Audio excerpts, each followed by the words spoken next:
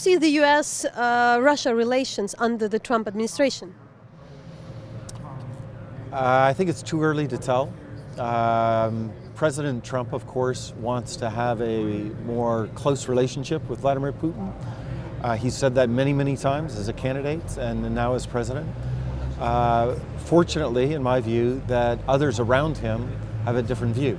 They're much more skeptical about Vladimir Putin. They think they need to push back on him. And so does the U.S. Congress, because the U.S. Congress passed a new legislation on sanctions that make it very difficult to lift sanctions now. So the reality is that the rhetoric has been all about rapprochement and new relations with Russia, but the actual policy looks a lot more like the Obama policy towards Russia. How do you think the U.S. should react on the Russia's meddling in the elections, and particularly all connected to the hacking of the emails? What should be the proper action?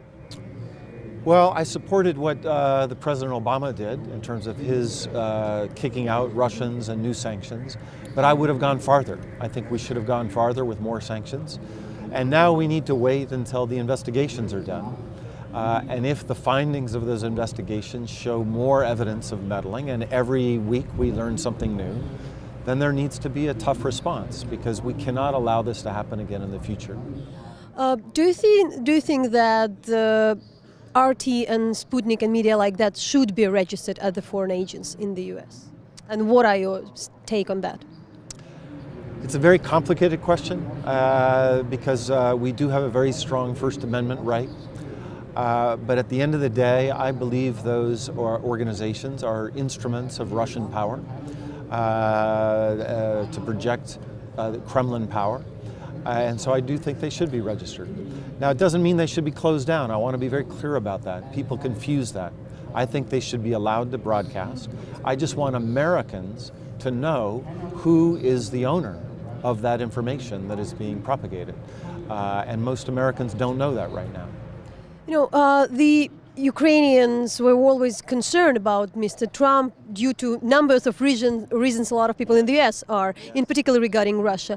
Now they're trying to build some connection with Mr. Trump. To what extent it's necessary and it's possible to trust what you get from particularly, you know, his administration and him, if we know that there is some kind of a difference? How trustable? That's a hard question, and I don't have an easy answer. I do know that for him, it's all about personal relationships. So meeting with him and having meetings with him, as your president has done and will do in the future, is the right thing to do.